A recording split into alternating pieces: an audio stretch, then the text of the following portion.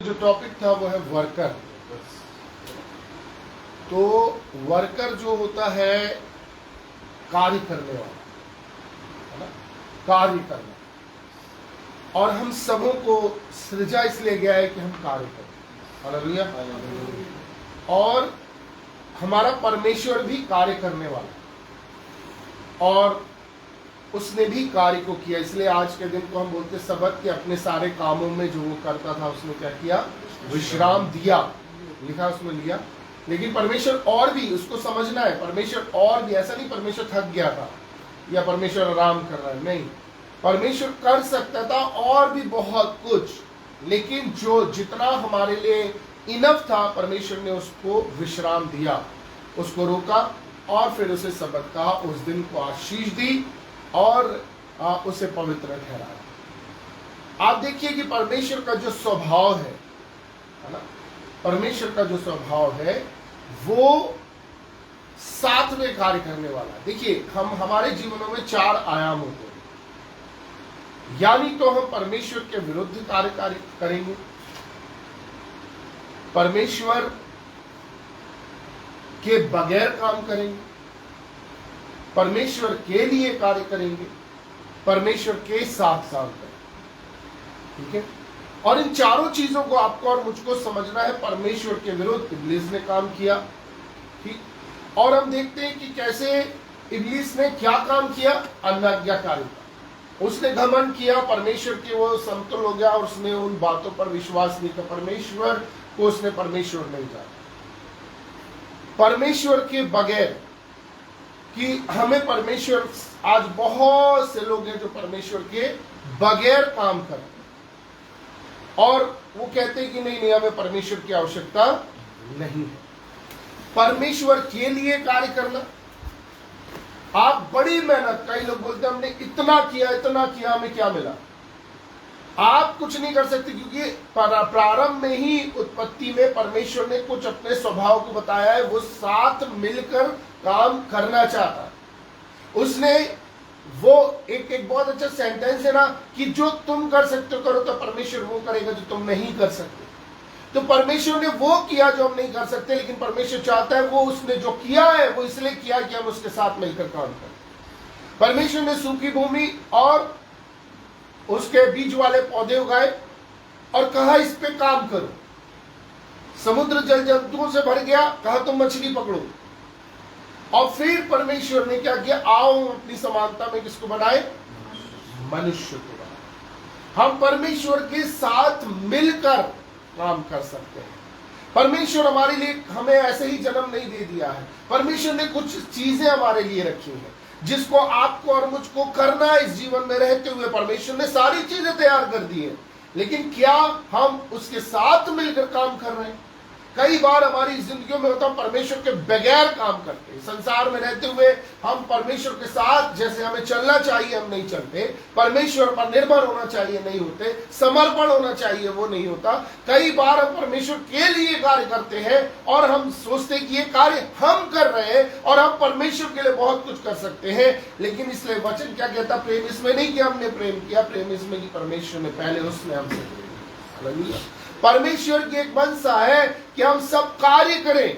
ये मजदूरी की बात नहीं हो रही है, कार्य की बात हो रही है। जो परमेश्वर चाहता है कि वो हमें साथ ले, हम साथ मिलकर, हालेलुया, ताकि परमेश्वर अपनी महिमा को प्रकट कर सके। और इसलिए मेरे अजीजों, परमेश्वर के साथ हम कैसे काम कर सकते हैं? जब हम संपूर्ण रीति से अपने आप का समर्पण परमेश्वर के चरणों में करें, तब परमेश्वर हमें वो कार्य देगा जिसके लिए उसने हमें जीवन बख्शा। और अब हमारा समर्पण, हमारे कार्य, हमारे उद्देश्य, हमारे दर्शन को प्रकट करता जाएगा। जितना आपका समर्पण, उतना आपका उद्देश्य, आपका कार्य आपको मिलेगा, जिससे परमेश्वर अपने साथ मिलकर कराना चाहता है। हालेलुया। आइए आज के वचन को हम देखें। मत्ती उसका 21वां अध्याय, हमारा हम सबों का जाना पहचाना ये चैप्टर है जो यरूशलेम यीशु मसीह का विजयी प्रवेश है। और यह एक बहुत महत्वपूर्ण घटना हुई, और वो महत्वपूर्ण घटना जो हुई है वो हमारे विश्वासी जिंदगी से रिलेट करती है, लेकिन हम विश्वासी जिंदगी के किस पायदान में है यह आपको और मुझको जानना है। विश्वासी जिंदगी के 4 चरण यहां पर हम देखने के लिए मिलते हैं, और वो कैसे मिलते हैं देखिए यहां पर लिखा है, जब वे यरूशलेम के निकट पहुंचे और जैतून पहाड़ के बैतफगे के पास आए तो यीशु ने 2 चेलों को यह कहकर भेजा, सामने के गांव में जाओ, वहां पहुंचते ही तुम्हें एक गधी बंधी हुई और उसके साथ बच्चा तुम्हें मिलेगा। कुछ बंधन है, किसी चीज में कोई बंधा हुआ है, यहां गधे का बच्चा जो है बंधा हुआ, और वहां पर लिखा है उन्हें खोलकर मेरे पास ले आओ। ये चेले भेजे गए। आप और मैं कब बचाए गए? हमारे पूर्वज कब बचाए गए? कब उन्होंने यीशु मसीह पर ईमान लाया? कोई ना कोई था जो उनके पास आया, जिसने यीशु मसीह का सुसमाचार सुनाया, और तब ये बंधन खोल दिए गए, ये बंधन खुल गए।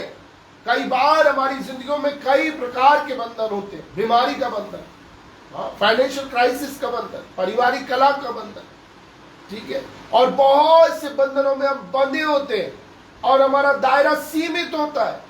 लेकिन यहां पर लिखा चेलों को प्रभु ने भेजा कि जाकर उसे खोल के लेकर आओ। ये वो चेले ही है जिन्होंने हर एक उन बंधनों को जो पुश्तैनी चले आ रहे थे काट दिया, तोड़ दिया यीशु के नाम में, और हम आजाद कर लिए। हालेलुया। और वहां पर लिखा हुआ है कि कोई तुमसे पूछे, यहां पे लिखा कोई तुमसे पूछे तो कहना प्रभु को इसका प्रयोजन का मतलब है परमेश्वर एक असंभव कार्य करने जा रहा है, उसमें सहभागी बनाने जा रहा है। परमेश्वर की एक योजना है, आपको और मुझको जानना होगा।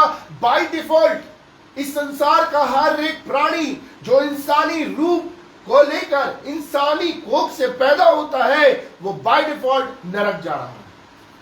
आप कितने अच्छे निकोदेमुस बन जाए, कितने अच्छे कुरनेलियुस बन जाए, इस संसार में रहते हुए बड़ी नेकी के काम करें, आप इस संसार में रहते हुए आपने बहुत लोगों की सहायता करी, आप बहुत अच्छे से रहे, आपका एक अच्छा नाम है, लेकिन फिर भी बाय डिफॉल्ट आप कहां जा रहे हैं? नरक।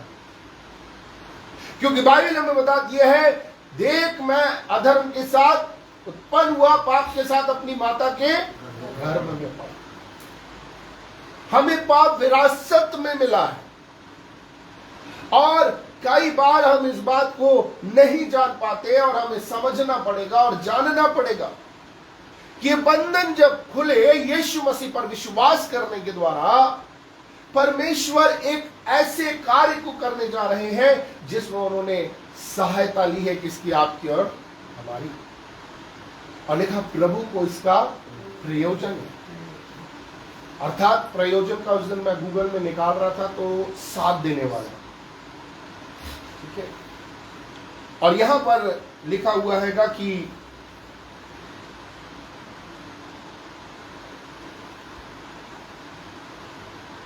और वे तुम्हें तुरंत भेज देगा। 8वीं उसमें लिखा, चेलों ने जाकर जैसा यीशु ने उसे कहा था वैसा ही किया, और गधी के बच्चे को लाकर जब बंधन खुले, हम अपने जीवन में आए। अब ये 2 चेले उसे लेकर आ रहे हैं, किसके पास? यीशु मसीह के पास। अब ये निर्णय हमारा होता है। देखिए, पहला चीज, बंधन हमारे खोले गए। कई बार लोग नहीं समझ पाते हैं हमारी जिंदगियों में आजादी कैसे आई। एक बड़ी बीमारी से छूट गए हम, एक फाइनेंशियल क्राइसिस से छूट गए, आप बड़े ही बंधन थे वो खुल गए, हमें नौकरी मिल गई, बच्चों की शादी हो गई, तमाम चीजें हो गई, हमने जो मांगा वो मिल गया। बड़ी बड़ी कन्वेंशंस होती है, बड़े बड़े जगहों पर हम देखते हैं लोग आजाद होते हैं, दुष्ट आत्माओं से आजाद होते हैं, और उसके बाद एक सफर प्रारंभ होता है, और वो 2 चेलों के साथ का सफर है जो आपको सिधाई के साथ चलना है, उनके साथ जाना है। वो एक स्पिरिचुअल लीडर हो सकता है, वो एक छोटा प्रार्थना समूह हो सकता है, ये वो लोग हैं जिनके साथ जुड़ना जरूरी है हमारे बंधन खुले। कई लोग क्या करते, बंधन खुले और उसके बाद फिर हम इस संसार में आजाद हैं। अब हमारे पास नौकरी पहले स्थान पर हो गई है, और हम नाम मात्र 2.5 घंटे चर्च जा रहे हैं किस चीज के लिए? कि हम धन्यवाद दे रहे हैं प्रभु ने हमारे जीवन में ये कार्य किया, लेकिन क्या आप उस मार्ग में चल रहे हैं जो यीशु के मार्ग पास तक पहुंचाता है? आपको वे लोग पहुंचाएंगे, छोटे छोटे प्रार्थना समूह, आपके स्पिरिचुअल लीडर्स जो आपको प्रभु के पास ले जाने के लिए तैयार कर रहे हैं। हमें जब बंधन खुले, हमारा एक सफर है यीशु मसीह के पास तक पहुंचने का, क्या वो सफर ये दूसरा स्टेप है? क्या इस सफर में हम हैं? हम उन लोगों के साथ जुड़े हैं जो छोटे प्रार्थना समूह हैं, हम उन लोगों के साथ जुड़े हैं जो स्पिरिचुअल लीडर्स हैं, क्या हम उनके साथ जुड़े क्योंकि वो एक मिशन पर निकले हैं? और वो मिशन अभी हम आगे देखेंगे कि वो मिशन क्या है। वो मिशन खुदावंद यीशु मसीह की वो यरूशलेम की जो राज की यात्रा है, जहां पर यीशु मसीह ने अपने आप को कुर्बान होने के लिए देना है। ठीक है, तो अब यहां से क्या हुआ, लिखा है कि वो उसे लेकर चले आपको और मेरा। अब क्या होता है, जब हमारे बंधन खुल गए, हम आजाद हैं, अब हमें एक स्पिरिचुअल लीडर या प्रार्थना समूह या उन लोगों के साथ जुड़े रहना है जो यीशु मसीह के पास पहुंचाने के लिए आपके सहायक बनेंगे। देन उसके बाद लिखा हुआ है, और गधी और बच्चे को लाकर उन पर अपने कपड़े डाले। ये वो लोग हैं जिन्होंने क्या किया, अब उस गधी के बच्चे के ऊपर क्या कर रहे हैं?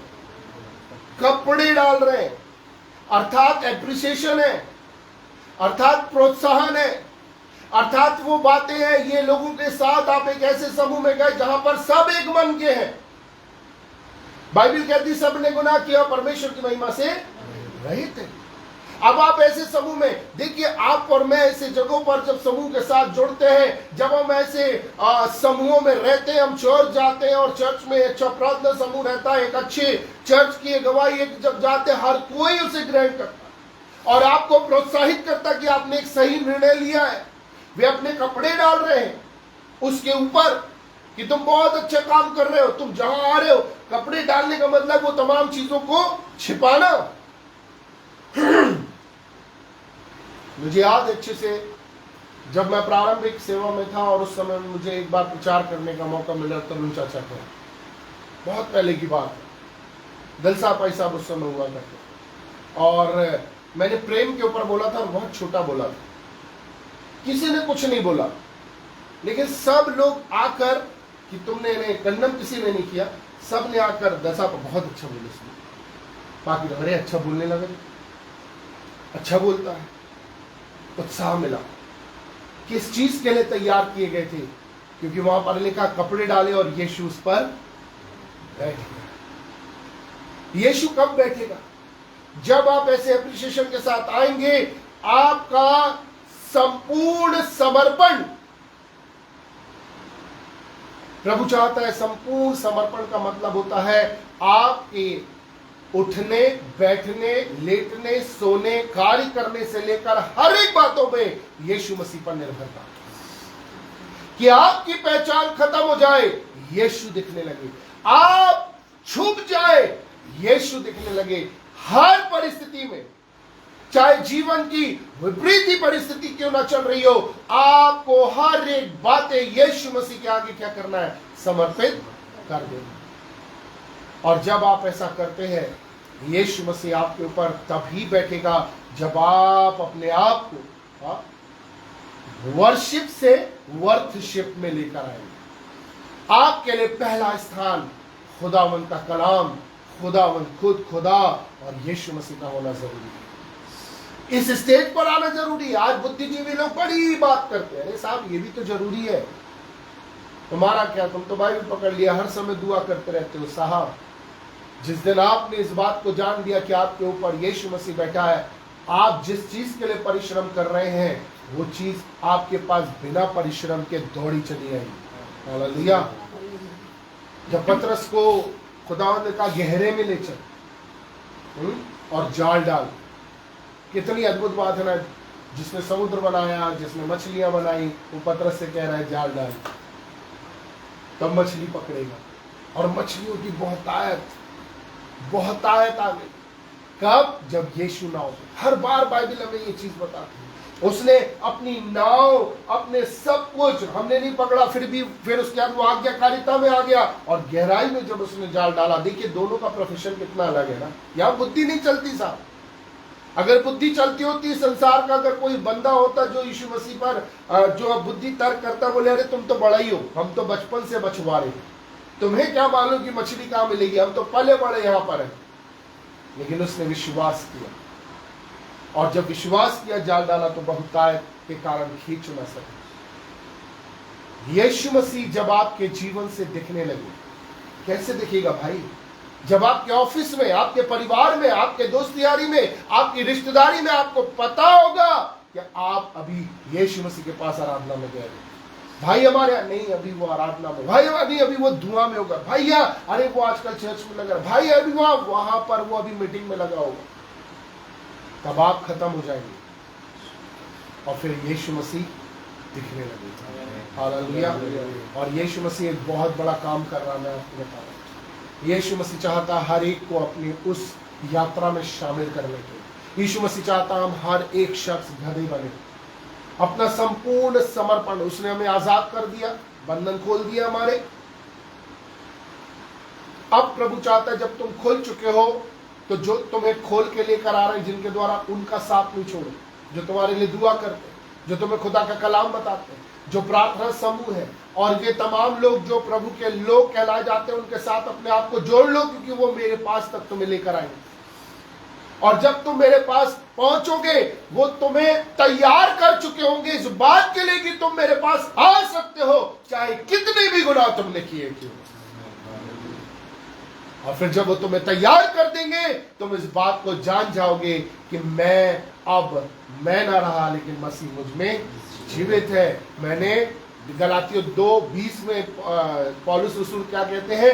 अब मैं जीवित न रहा, परंतु मसीह मुझ में जीवित है, और मैंने अपने आप को मसीह के साथ क्रूस पर चढ़ा दिया।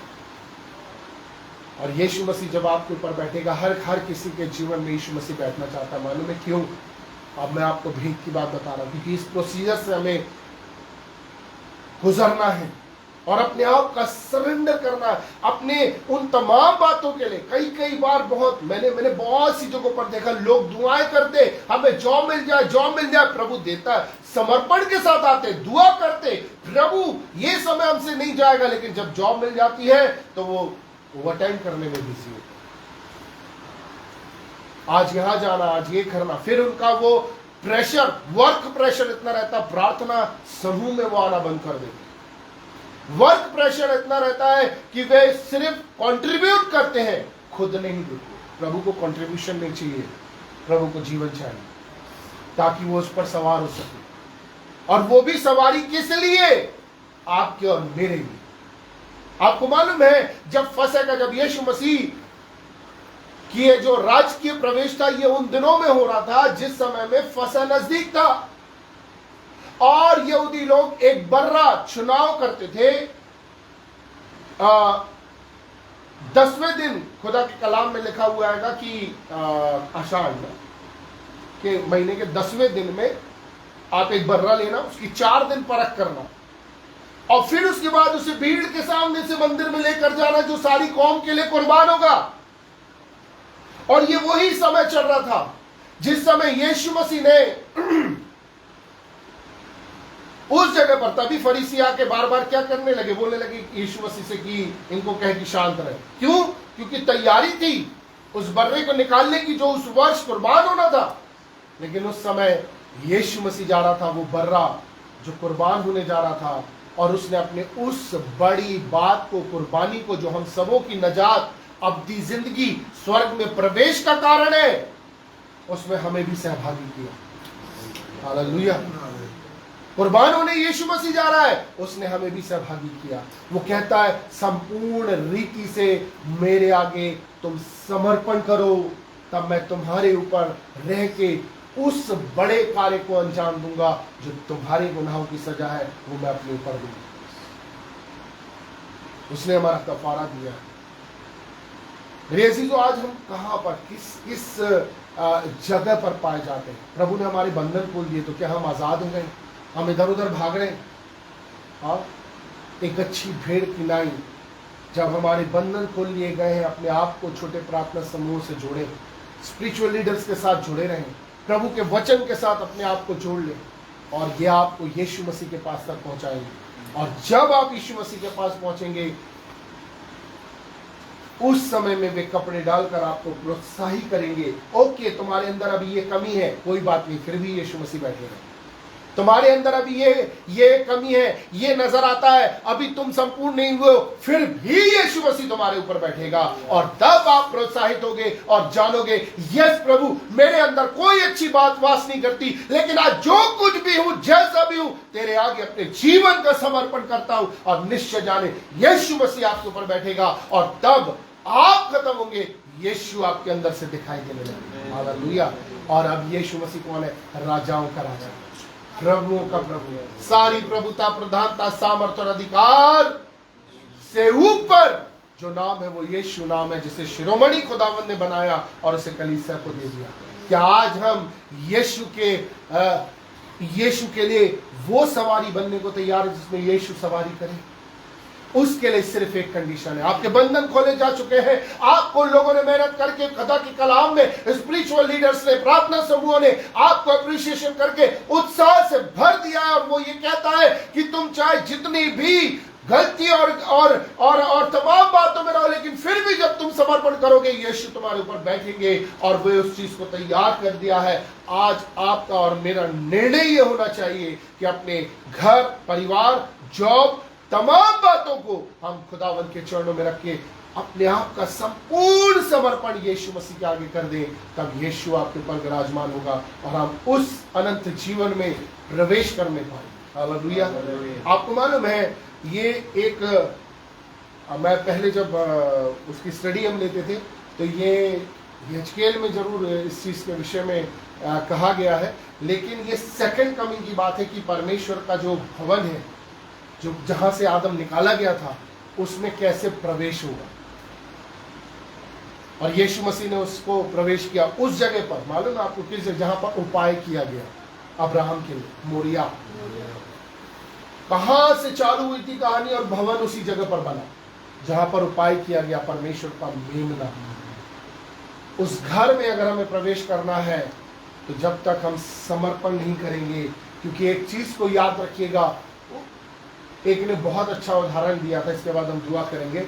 बहुत अच्छा उदाहरण दिया था, आप कितने ही अच्छे हो अपने मोहल्ले में, आप कितने ही अच्छे हो अपने स्वभाव में, आप कितने ही अच्छे हो अपने किरदार में, आपने बहुत नेकियां की हैं, आप सारी चीजों में अव्वल हो, आप ब्रिलियंट हो, आप बिल्कुल बुद्धिमान हो, और आपके अंदर हर खूबी कूट कूट के भरी है, फिर भी आप अंबानी के घर में प्रवेश नहीं कर सकते।